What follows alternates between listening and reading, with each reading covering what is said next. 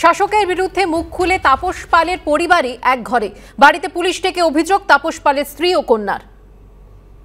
তাপস পালের বাড়িতে আজকে পুলিশ এসছে, কলকাতা পুলিশ। কেন একদম সরাসরি জানবো তাপস পালের স্ত্রী নন্দিনী পালের কাছ থেকে। নন্দিনী, তাপস পালের বাড়িতে তাপসদা নেই কিন্তু অভিনেতারা আসবেন, কিন্তু পুলিশ কেন? আমি ডেকেছি কারণ তোমার মনে, আমি ডেকেছি কারণ তোমার হয়তো মনে থাকবে যে এক মাসও বোধহয় হয়নি বা এক মাস জাস্ট হয়েছে, আমি শাসক দলের বিরুদ্ধে যেটা সত্যি আমার মনে হয়েছে সেটাতে মুখ খুলেছিলাম। সেটা তাদের জন্য হয়তো খুব সুখের মানে ভালো কথা ছিল না, কিন্তু আমার জন্য ওটা একদম সত্যি। আর তারপর থেকে আমি দেখছি যে একটা 21st সেঞ্চুরিতে সেই যেগুলো গ্রামে শোনা যেত এক ঘরে, ওরকম একটা পরিস্থিতিতে পড়ছি, মানে প্রতিনিয়ত।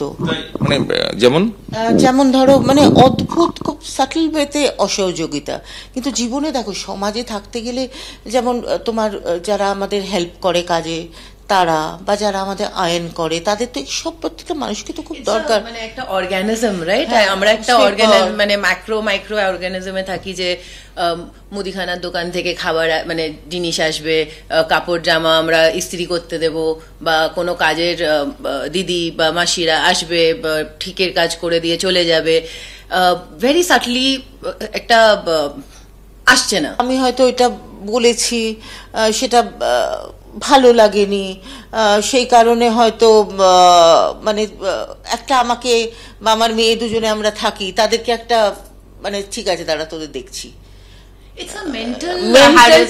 শুধু অসহযোগিতা নয়, তাদের দুর্ব্যবহার, তাদের ব্যবহার সবসময় একটা অসম্মান করার একটা, যাতে তুমি একদম অসম্মানিত হও। এই যে গলাটা, এই গলাটা সেই মানুষগুলোর গলা মনে হচ্ছে না, তার পেছনে কোনো একটা শক্তির গলা মনে হচ্ছে আমার। সেটা বলতে পারবো না, তবে বলতে পারবো না, তবে যাদের মানে সেই শক্তি নিশ্চয়ই সত্যি অ্যাট দ্য মোমেন্ট খুব শক্তিমান, না হলে তো এটা করা সম্ভব নয়। এটা বলেছিলাম সেটা তো ভালো কথা তো ওদের জন্য লাগেনি, কিন্তু যেটা বলেছিলাম সেটা সত্যি কথা বলেছিলাম, কারণ কিচ্ছু চাওয়া পাওয়ার নেই, যেটা সত্যি প্রতিনিয়ত হোঁচট খাওয়া তার গল্পটা বলেছিলাম। কিন্তু সত্যি শোনা তো খুব মুশকিলের ব্যাপার, তার জন্য তো একটা অন্যরকম মনের দরকার হয়। তো কি আমি তোমাকে একটা কথাও শেষে বলেছিলাম না, যে আমার খুব ভয় লাগছে যে আমি এতগুলো কথা বললাম, তো এরপরে হয়তো আমাকে অনেক কিছু ফেস করতে হতে পারে। আমি চেয়েছিলাম সেটাতে যেন আমি রং প্রুভড হই, কিন্তু রং প্রুভড হলাম না। আমাকে সেই শহরে গলফ ক্লাবের মতো জায়গায় থেকে একঘরে হতে হচ্ছে আমাকে আর আমার মেয়ে। Horrible feeling, this is my city, এটা আমার বাড়ি, এরকম করে আমি আজকে মায়ের থেকে বেশি ভেঙে পড়েছি। I am feeling very very devastated honestly. মানে এটা আমার সিলেবাসের বাইরে। এরা কারা করছে?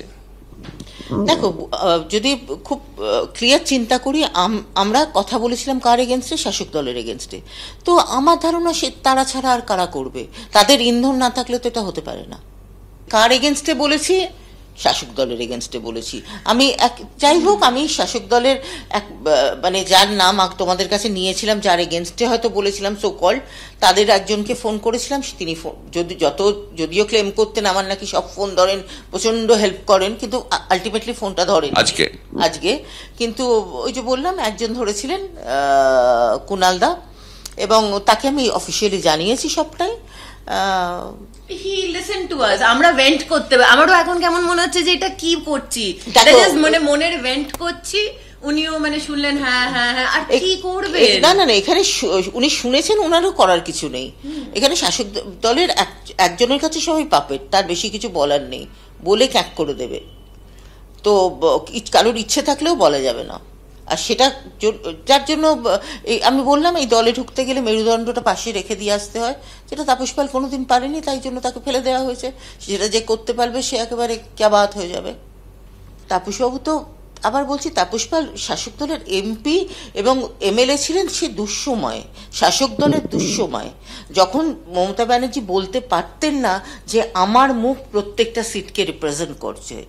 এখন এক সময় আমার মনে হচ্ছে তা মানে বোধহয় ব্রিটিশ আমলটা ভালো ছিল না বামেরাই ভালো ছিল। আই এম সো কনফিউজড, আমার নানা রকম। কিন্তু আমরা তো আরো ভালো কিছুর জন্য এত লড়াই করেছিলেন আমার স্বামী ওনার দিদির সাথে, কিন্তু আজকে আমরা যে এক ঘরে হব ওই একটা কথা বলার জন্য, ইটস ভেরি স্কেরি। পেছনে খুব একটা মানে খুব শক্তিমান মদত ছাড়া হতে পারে না। এই শক্তিমান প্রধানটা কাদের, মানে তাছাড়া আর দেখো বলতে পারবো না, কিন্তু তুমি যদি জিজ্ঞেস করো তাহলে তাছাড়া আর কার হওয়ার কথা। অভিযোগের তীর সেই শাসক দলের বিরুদ্ধে, কারণ তিনি বা তার দাবি বা তাদের দাবি যে 1 মাস আগে যে শাসক দলের বিরুদ্ধে তারা তোপ দেখেছিলেন তারপর থেকেই এই প্রক্রিয়া শুরু হয়েছে। ক্যামেরায় উজ্জ্বল ঘোষের সঙ্গে কৃষ্ণেন্দু অধিকারী, এবিপি আনন্দ, কলকাতা।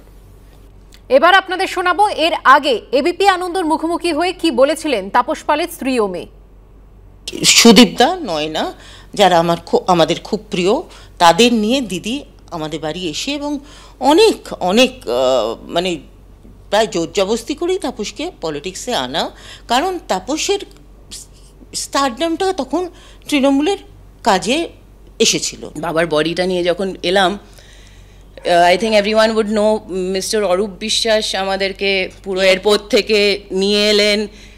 পুরো কাজ যতক্ষণ না পরের দিন অবধি শেষ হলো, he was there while the camera was rolling.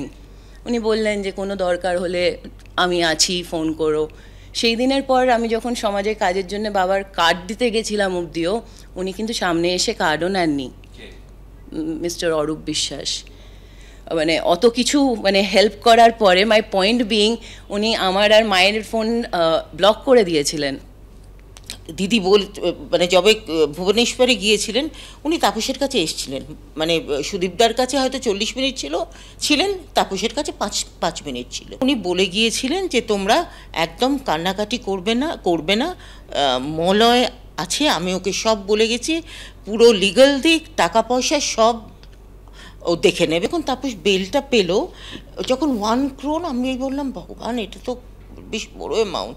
এবার আমি ফোন করছি বারবার, একবার পার্থদাকে ফোন করছি, একবার মলয়দাকে ফোন করছি, কেউ ফোন ধরলো না। আমার 1 কোটি টাকাটা যেটা আমার সিবিআইয়ের কাছে আটকে আছে, ওটা আমার চাই। দিদি খুব ভালো আঁকেন, উনি আমাকে 2টো পেন্টিং তাপসকে দিয়েছিলেন।